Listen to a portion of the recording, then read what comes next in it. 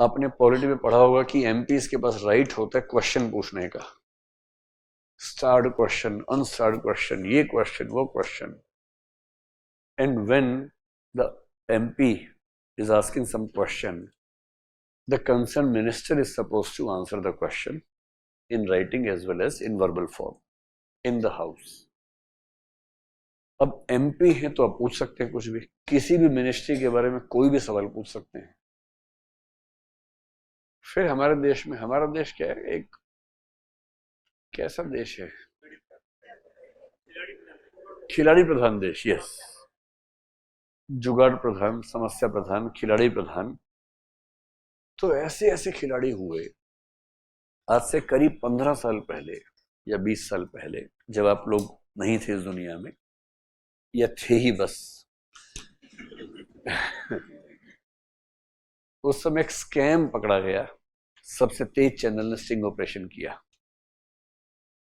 और sting operation में कई एमपीज को पकड़ा जो पार्लियामेंट में क्वेश्चन पूछने के बदले पैसे मांग रहे थे लोगों से. And they were taking few thousand rupees, 40,000, 50,000, sometimes few lakh rupees, just to raise a question in the parliament. अब जैसे कोई बिजनेस एंटिटी है, उसके बिजनेस में कोई परेशान कर रहा है उसको, and the owner of the business knows clearly that if the MP will ask the question from the industry's minister, then there will be pressure on the minister, and then the pressure will come to the officer and the work will be done. So maybe he will be ready to pay 1 lakh, 2 lakh rupees to the MP, local MP, to ask this question. So he will be giving money and specific question that is to be asked. MP क्या करेगा, जाएगा question पूछेगा. भाई MP ने 50 करोड़ रुपए लगा के election लड़ा है, कहां से खर्चा निकालेगा? खाली MP लेड से नहीं होता है, उसमें 60-40 करके बहुत कम निकल पाता है, क्योंकि मुश्किल कितना उससे पैसा बनेगा पूरा, मतलब 40% से उससे तो बेचारा 20 भी नहीं निकल पाएगा 5 साल में. तो एमपीस जुगाड़ ढूंढते थे कहां कहां से निकालें पैसा. तो क्वेश्चन पूछने के पैसे ये धंधा शुरू हो गया था, और तब सबको समझ में आया कि अब चीजें बड़ी खराब होती जा रही हैं. So why should boys have all the fun? Why should MPs and MLAs have the fun of asking questions from the ministers? Why shouldn't the people have this right to ask questions from the people? जैसे मैंने तुम्हें देखा, फिर मैंने यहाँ देखा, फिर मैं पढ़ाने लगा.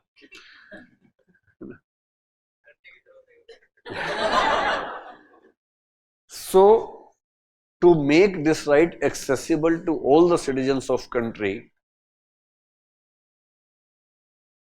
the RTI Act was passed. मैं थोड़ी सी इसकी हिस्ट्री में आता हूँ. What is the history of this act? थोड़ा सा मोटा मोटा सा जान लीजिए.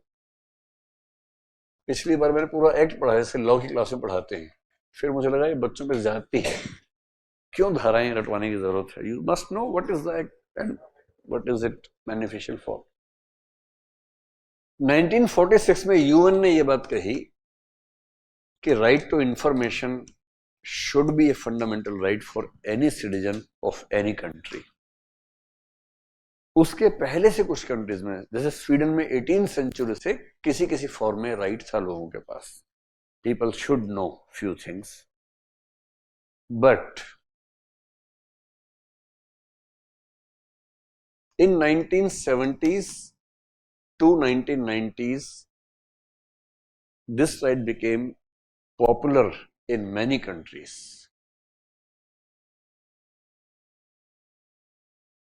ऑस्ट्रेलिया जैसी कंट्रीज में, न्यूजीलैंड जैसी कंट्रीज में हुआ. 1990s और first decade of 21st century ये इंडिया के डिफरेंट स्टेट्स में खूब पॉपुलर हुआ. 9 states including Delhi had passed the Right to Information Act before the center passed the Right to Information Act. और आपने सुना होगा कि राजस्थान में स्पेशली एक बड़ा भारी मूवमेंट हुआ था. हालांकि राजस्थान का एक्ट बनने से पहले कई स्टेट्स पास कर चुके थे, but Rajasthan was a state which witnessed a good social movement for the right to information, and especially by an IAS officer who resigned from the job, Dr. Aruna Roy or Rai. Have you heard her name? She was a key person in the movement which took place in Rajasthan. सारा खेल information का होता है.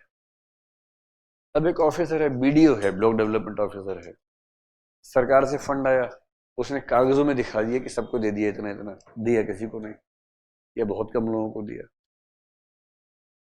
But how can you know who are the people who have been benefited with the money?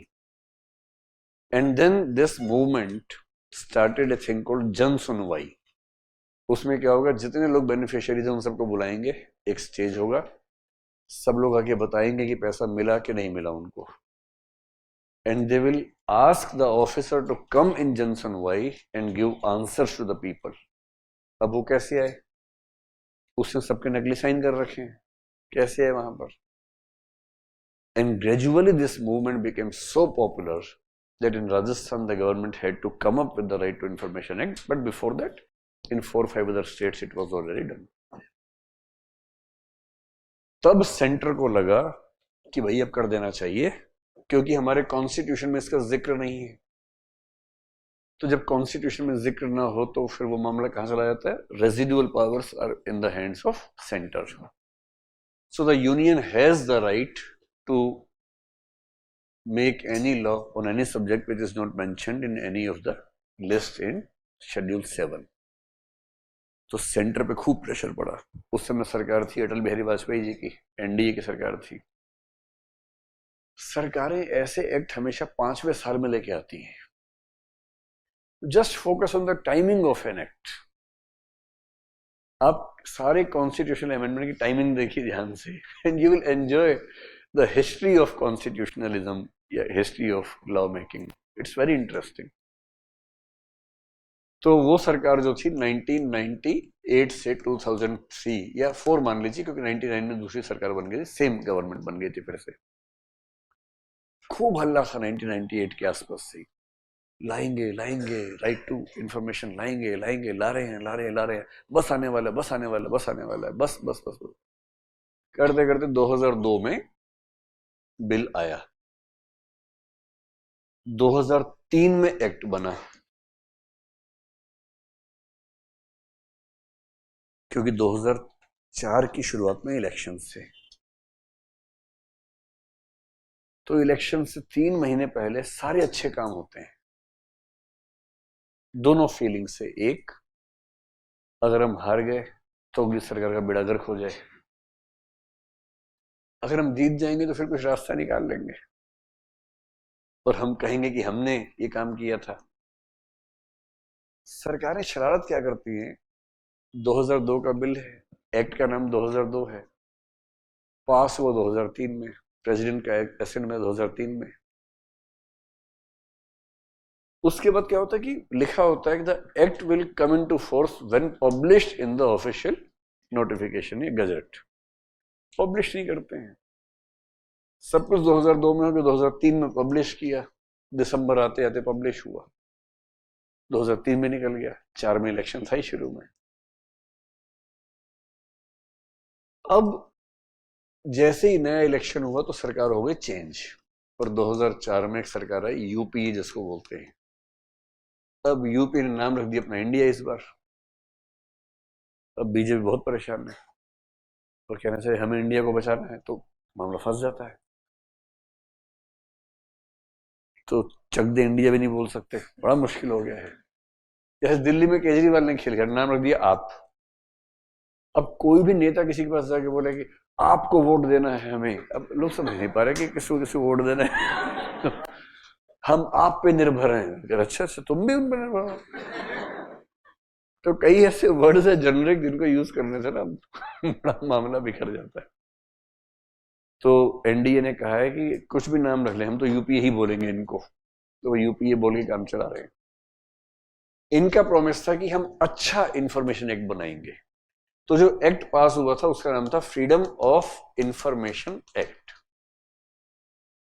2002 के नाम से था, freedom of information act. That was finalised in 2003, उसका नाम था फ्रीडम ऑफ इंफॉर्मेशन एक्ट। पर दरअसल वो कभी अप्लाई हुआ ही नहीं सरकार के जाने तक, वो सिर्फ कागजों में था। And then came UPA. UPA में सरकार बनी मनमोहन सिंह जी की।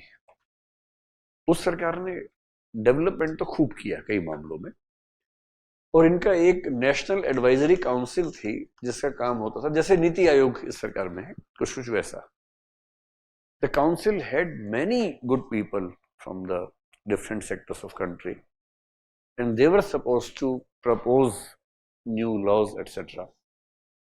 तो इन लोगों ने एक नया कानून का ड्राफ्ट बनाया जिसको बोलते हैं राइट टू इंफॉर्मेशन बिल नाम था, and that was passed in 2005, and so this is named as Right to Information Act 2005.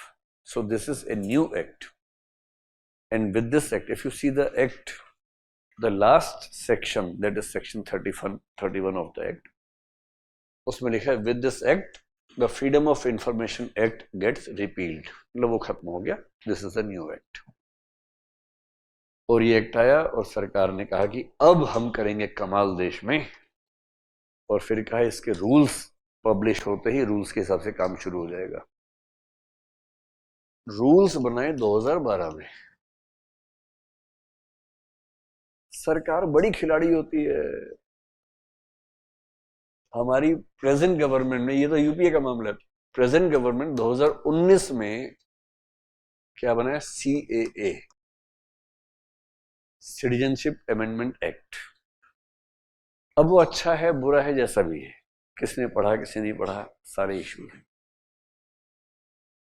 और उसके रूल्स अभी तक नहीं बने हैं। एंड वी आर इन 23, और कहा गया था कि एक्ट इनके लिए है जो बहुत सालों से भारत में हैं, नेबरिंग कंट्रीज से इंडिया में हैं, और वहां की माइनॉरिटीज हैं।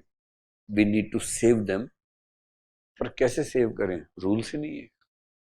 कैसे इंप्लीमेंट करना है, रूल्स ही नहीं बने अब तक। हालांकि रेयर केसेस में यूज हो रहा है अभी भी, but to use it effectively the government of India is supposed to finalise the rules which is known as subordinate legislation. हर 6 महीने पे होम मिनिस्टर कह रहे हैं कि अभी रूल्स बन नहीं पाए हैं, और 6 महीने बाद बनाएंगे, और 6 महीने बाद बनाएंगे। 24 में इलेक्शन है, तो मेरा ख्याल है कि 24 की शुरुआत में जनवरी फरवरी में रूल्स आएंगे, और उसमें कुछ ऐसा लिखा होगा कि माहौल बनेगा, सही माहौल बनेगा। यूसीसी मेरे ख्याल से नहीं आने वाला है, कहने की बात है, सिर्फ माहौल बनेगा।